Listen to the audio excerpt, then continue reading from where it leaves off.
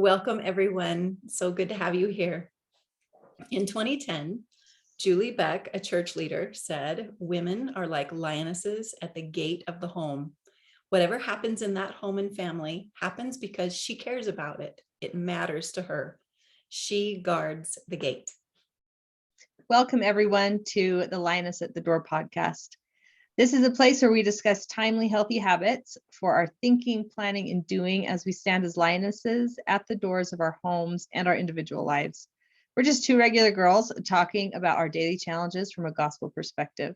I'm Amy Rasmussen, a teacher by profession, a wife and mother by choice, an optimist by nature, and happy by design. And as always, I am here with my friend Jackie. Hi, I'm Jackie Sorensen. I am a wife, mother, grandmother, and a holistic health coach for women of faith.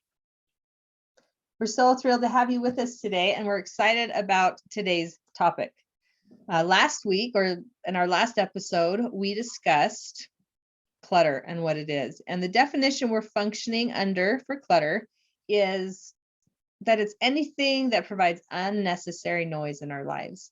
Today, we're going to look at how that unnecessary noise manifests in our environment. So our physical surroundings. Jackie, take it away. Well, I think that I was waiting for you to do this little scripture thing here, Amy. I love. Sorry, I decided to just jump in. Okay, but I want to go back to that. Just what I'm seeing here on the notes. Oh, should I say it? Maybe I should at least the Abraham 4:18. Oh, okay. Yeah. All right. Well, we're just, first of all, I want to share with everyone that Jackie and I are functioning from, I think, a different set of notes. So I'm going to look at her set because I changed on her and didn't even tell her. So this just goes along with the fact that things tend a little bit toward chaos. Amen. That's just how they are. So let's talk about Abraham chapter 4. Good. In Abraham chapter 4, we get to talk about the creation of the earth. And in verse 11, it says, "And the God said, let us prepare the earth." So they didn't just say, sweet, created. They needed to do some preparation. In 4:12, it says, "And the gods organized the earth." So first they prepared, then they organized. And this verse this year hit me in such an amazing way. Verse 18 says, "And the gods watched those things which they had ordered until they obeyed." Now, I have to share with you that, as funny as it is, I was doing some back study just earlier this week, a couple days ago, and they talked about this verse. And one of the people loved this verse, and the other person was like, "No one in the history of the universe loves that verse." And I thought, oh my word, I didn't realize no one would hate this, that someone would hate this verse. And the person who didn't like the verse felt like it was just like he watched the things he ordered, and he's a drill sergeant, and he was watching till they obeyed, and he was looking for any mistake. Woo. And the other person said, no, that's not how I see it at all. And so she described how she saw it, which is different than how I see it. But I want to share how I see it. Yeah. Because when I look at this and I think, if I am trying to learn from Heavenly Father how to do life in a way that will bring me joy, what do I learn from this verse? And what I learn is that when I put things into practice, when I prepare, when I organize, and then I put those things, I get them rolling, then I can't just jump on something else and get that rolling. I need to take some time, and I need to watch what I have put into place, and I need to see if it's going to move forward like I think it will in my brain. I need to see if the structure is going to obey. I need to see if I'm going to obey myself, right? If I'm going to use the structure in a way that can help me. So that's what was mind-blowing to me this year. And I haven't really recognized that verse before. So then, as we're talking about clutter, and in this case, just that unnecessary noise in our environment, it's important for me to prepare myself and to organize myself, and then to put some things into practice, and then watch how that works, and then be aware of what's working, what's not working, what is still unnecessary noise that I didn't notice before, and how am I going to work with that. Yeah. So that is the scriptural background that Jackie got a little glimpse into on our notes. Yes, which I When I love did it so with you. much. Yeah. And the way that I see that, verse 18, they watched the things which they had ordered until they obeyed. And to me, that is loving focus. Okay. If I am asking a child to do something, my focus remains there Mhm. in a loving way. Not go do this, and then I'm gone. It's I'm with you, and I'm cognizant of you, I'm aware of you. That's how that scripture makes me feel, that God's awareness. And it wasn't, I don't know, there's something I think it says about our agenthood that we need that follow through part. And it's like a breathing part to me. He's watching, just breathing, and letting these things come to fruition. So I love that scripture. So on to the environmental clutter. We talked last week about having our awareness change. And the way that in Lioness, that we've done that in the 7 steps class, is we've put on those curious glasses like Amy had talked about before. I love that part of having kind of a science-minded brain. Curiosity is first. Mhm. I want to know, and I'll tell you a little story about this. Last week, I went with my husband to a conference that he had to go to as a teacher. And I had had a really stressful week that week. There were a lot of things that were happening that were not within my control. And I was trying to process them. And I was trying to kind of digest how this was going to change life and the trajectory of the next few months. And consequently, I was feeling a lot of stress in my body. So we went to this conference and I had the wonderful blessing of being able to be we were at this beautiful lodge. So our hotel room was kind of like a little cabin type feel to it. And it was winter, of course, it was snowy. I couldn't take walks outside or anything, but I was in the hotel room and I was just thinking through my life. I was seeing my office, I was seeing my home, and I was considering this new information in my life. I was considering ways that I could lighten my load. And one of the things that I did is kind of like the assignment that we do with this clutter assignment for environment. And that is, we take a piece of paper and we go from room to room and we just put on these curious glasses, this lens that is just not a self judgment or berating or harsh lens.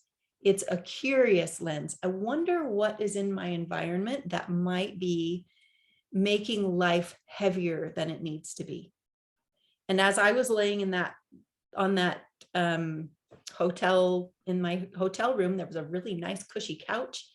And I was just mentally walking through my home.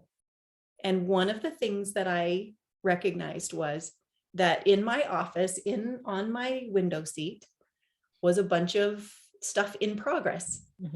I didn't tell this story already, did I? No. Oh, good. Okay. Anyway, I make planners. And so I had varying degrees of planners in varying degrees of readiness, and they were stacked here. And in my mind, as I was doing this walkthrough, just a mental walkthrough, I thought I would feel a lot lighter and better in my office space without those piles there.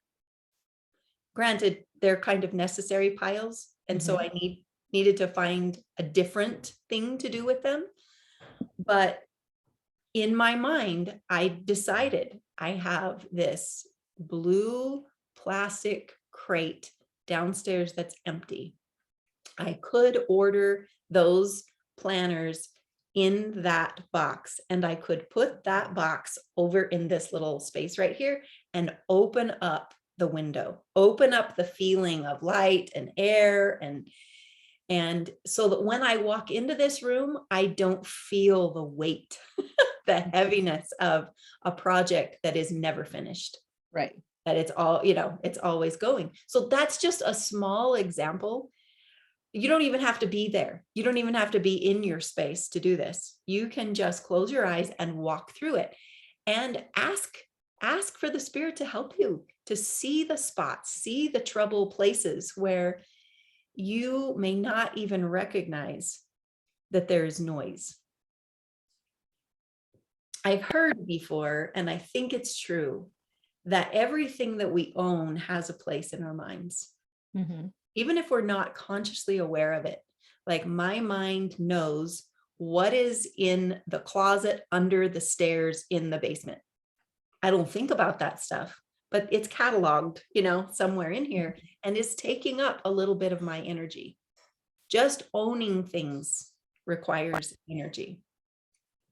So today, I'm so happy to say, we have the truck loaded. It is completely loaded with things that are going to the thrift store, because every year when we do the 7 steps to family wellness, this assignment, I go through it with the students, and it's so wonderful to have the opportunity to do this every year, walking through the environment, pulling out the things that have crept in.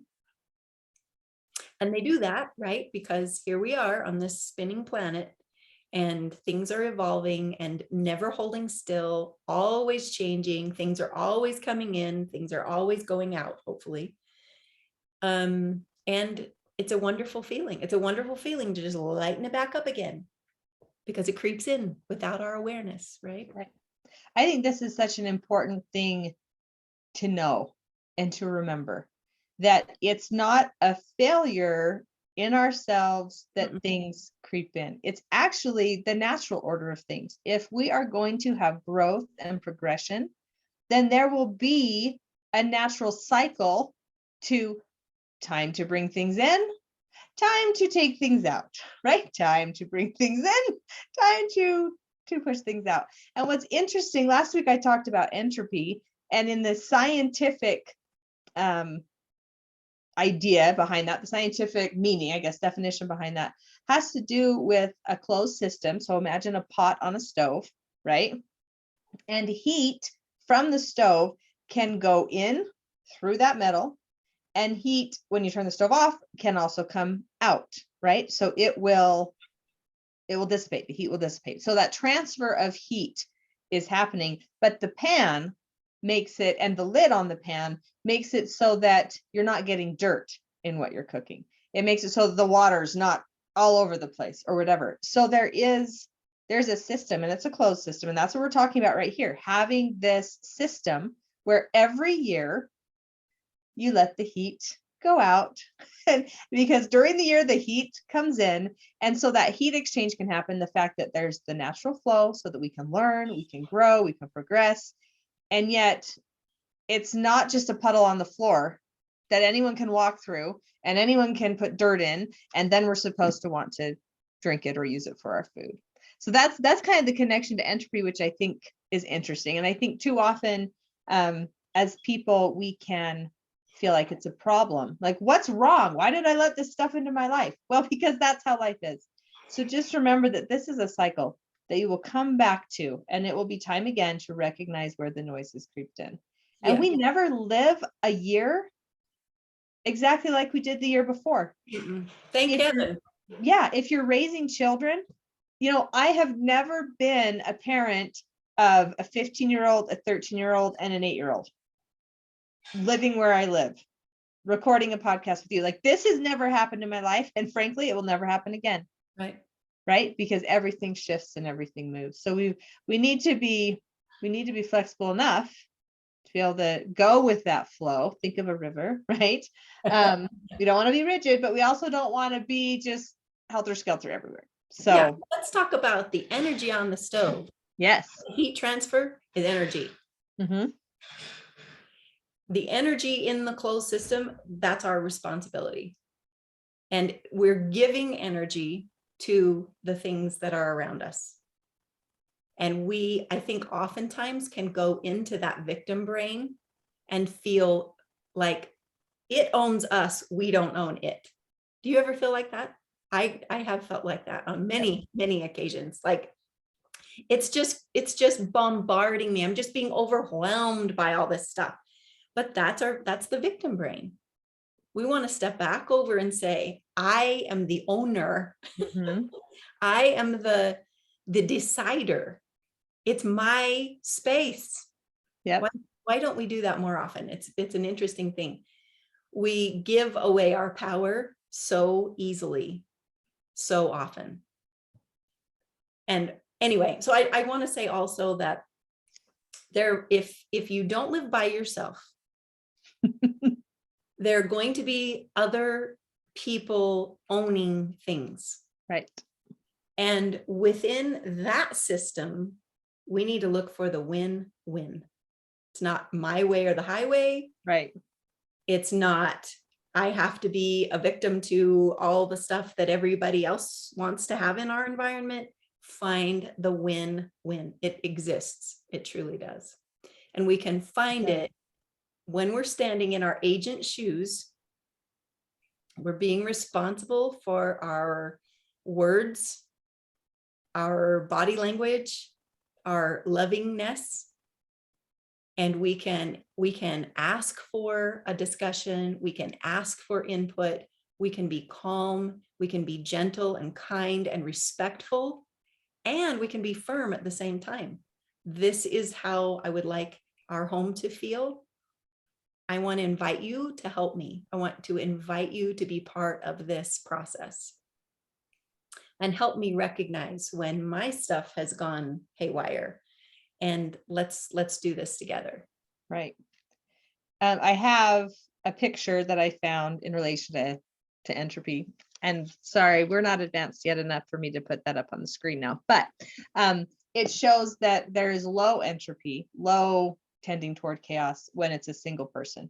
And then you see a couple with 3 kids and a dog or something, and the entropy in that scenario is high in that system. Yeah. And so just also remember that the more people we have in a home, the more of that kind of chaos there is. And so the more need for that loving interaction and communication.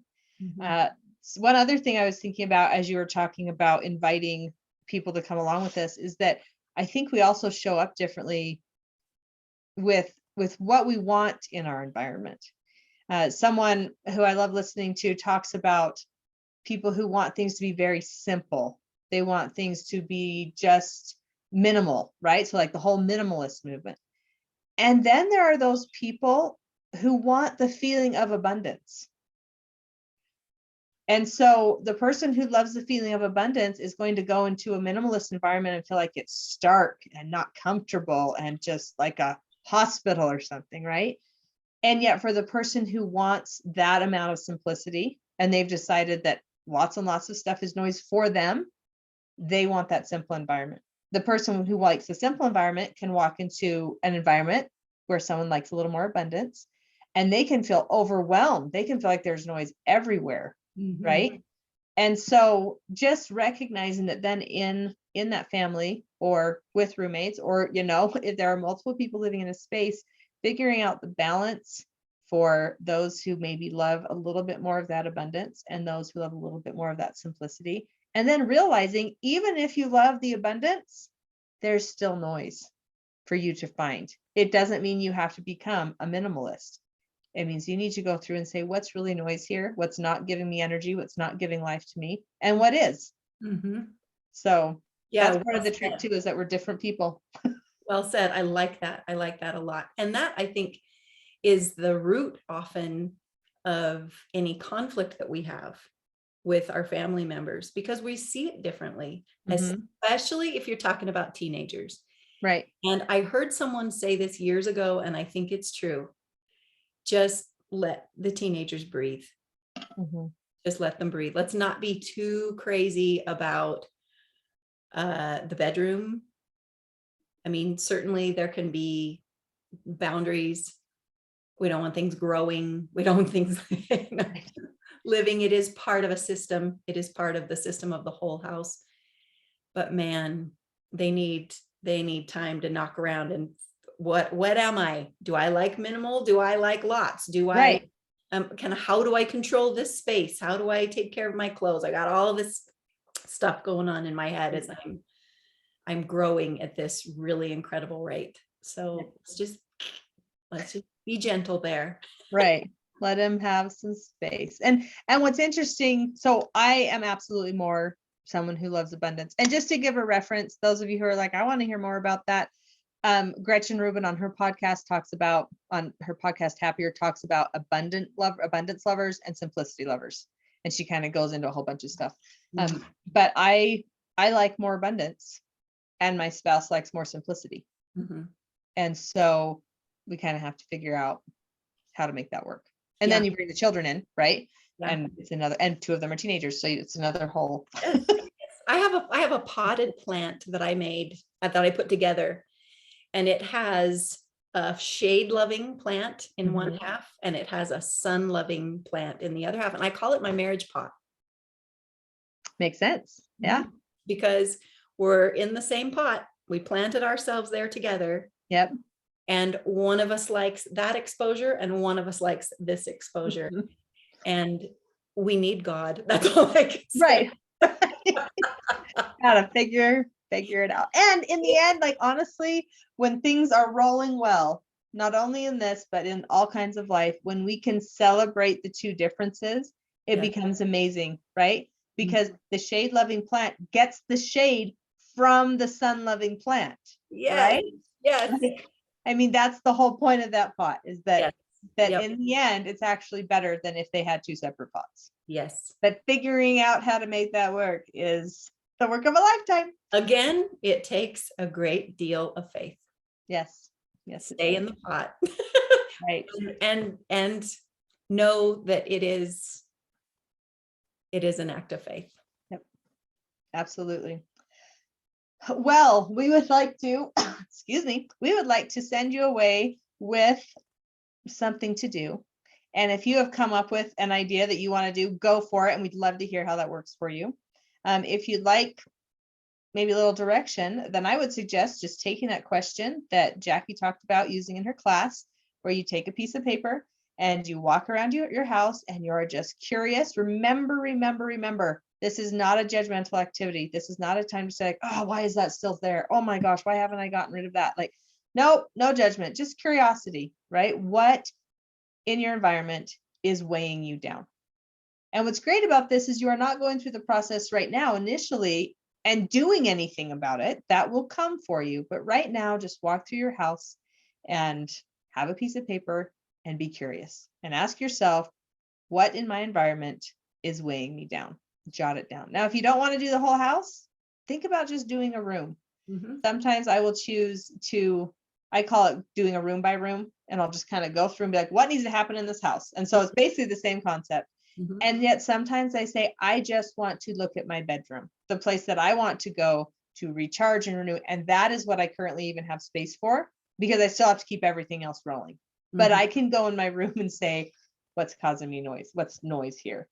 Or I can go in this space, which is my space, right? And I can just do this space. So if you can't do the whole house, if that's like way too much, just do one space.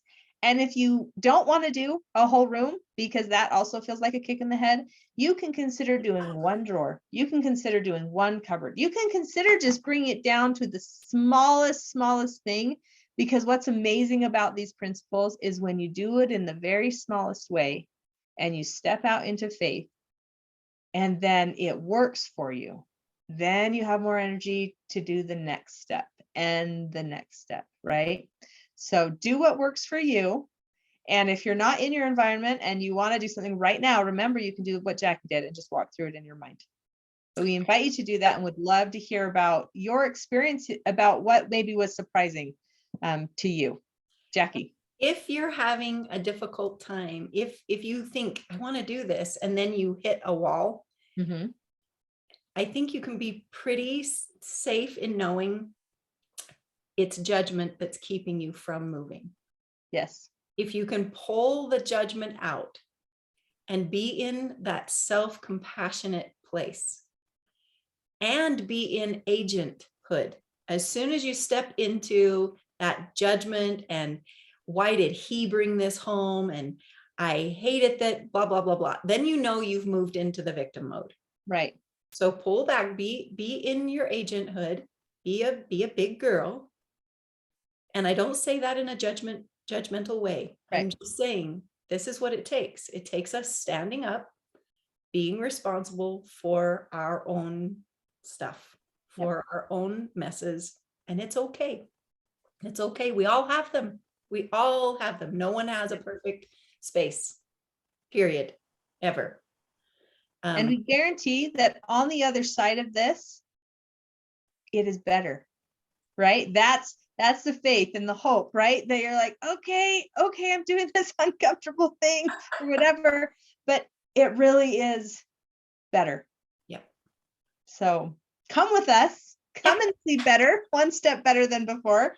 And just as a little preview for a future episode, my guess is that I will be going through a space and then I will share with you my first rodeo of doing it this way. And then we can kind of look at what that looks like. And I will share some of the surprises. And I'm hoping that I'll get some laughter. I'm really into laughter, that I will think, what is this even doing here? Why is it here? So cross your fingers that we find some laughter that we'll bring back to you. Remember, we'd love to hear from you. You can email us at jackie.sorensen@gmail.com, or you can always comment where we post this video. We'd love for you to share it with other people if you think it could be helpful to them. I am Amy Rasmussen, and it's been fun to be with you. And I'm Jackie Sorensen. Thanks for being with us. And as Gandhi said, and we changed this quote to be in present tense and positive, even though he didn't say it exactly this way, but you can say it this way, and I can say it this way, and Amy can say it this way in a gentle way. I am shaking the world. Take care, everybody. Have a great week.